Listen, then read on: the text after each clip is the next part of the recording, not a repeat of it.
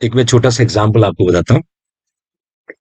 अभी कुछ दिनों पहले मेरे कलीग ने हॉस्पिटल ओपन किया और उन्होंने एक पैनल बनाया जिसमें उस हॉस्पिटल में वर्क करने के लिए रेजिडेंट डॉक्टर को रिक्रूट करना था। रेजिडेंट डॉक्टर को रिक्रूट करना था और उन्होंने उस पैनल में मुझे कहा कि सर आप भी आइए और you can conduct interview of doctors.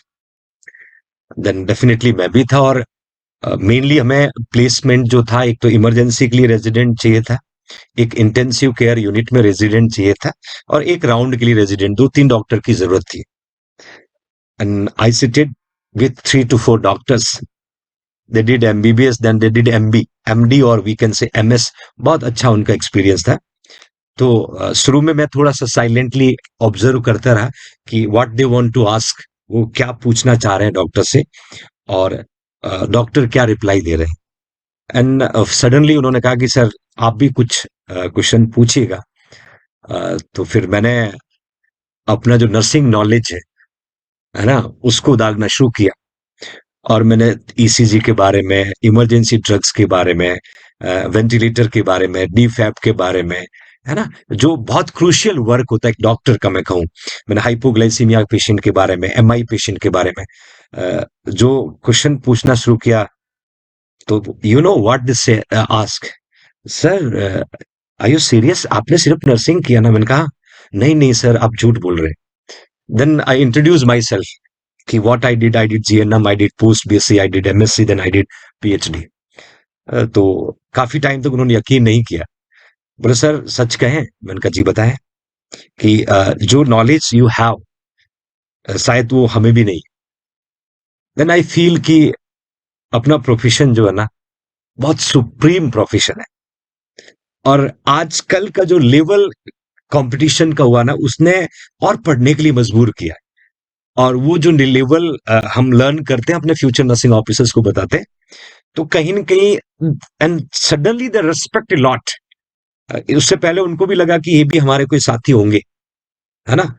But जब उन्होंने, मैंने अपना इंट्रोडक्शन दिया उनको, तो काफी टाइम तक तो सोचते रहे कि सर सच बताओ आपने एमबीबीएस किया होगा, झूठ बोल रहे। मैं नहीं, मेरा क्वालिफिकेशन यही है, but I proud to be nursing professional. मैं बहुत दिल से प्यार करता हूँ कि मैं नर्सिंग प्रोफेशनल हूँ और मैं इस प्रोफेशन से बिलोंग करता हूँ।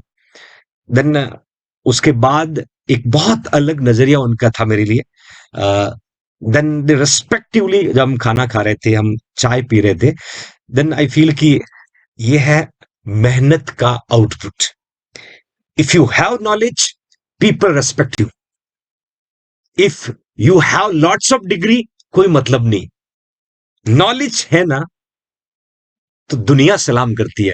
और आपको जिंदगी में यदि कोई कलेक्ट करने के लिए पूछने कि आप सबसे बड़ी अमानत क्या इकट्ठा करना चाहोगे, तो एक ही जवाब देना, my knowledge is my property. My knowledge is my property. हो सकता ना उतना बढ़ाऊंगा, उस प्रॉपर्टी को उतना बढ़ाऊंगा कि शायद कोई खरीद ना पाए। तो अपना नॉलेज है ना, उसको बढ़ाओ। Nobody can escape from your side. आपके डॉक्यूमेंट्स चोरी हो गए, आपकी डिग्री चोरी हो गई, कोई सडनली कुछ हैपनिंग हो, सब कुछ खो गया, but if you have knowledge in your brain, आप फिर से खड़े हो जाओगे, उसी मुकाम पे पहुंच जाओगे जिस मुकाम पे आप थे, बिकॉज ऑफ योर नॉलेज। तो नॉलेज बहुत जरूरी है। रट्टू तोता बनने से नॉलेज नहीं आता। You should need to be do hard work. तपाओ खुद को। दर्द को दर्द मिटाता है ना, कहते हैं ना, पेन को पेन मिनिमाइज करता है। तो खुद को तपाओ, डिस्कंफर्ट से बाहर निकलो, मेहनत करो, लर्न करो, प्रैक्टिकली लर्न करो और एक सही प्लेटफॉर्म पे जाके डेफिनेटली सही कंटेंट को फॉलो करना सीखो, जहां पर आपको एक एक पॉइंट के बारे में डिटेल में डिस्कशन मिले। It definitely helping you future nursing officer. इसलिए मैं प्राउडली कहता हूं, I am a belong from the nursing profession. I did nursing and I always love my profession. याद रखिएगा बच्चों।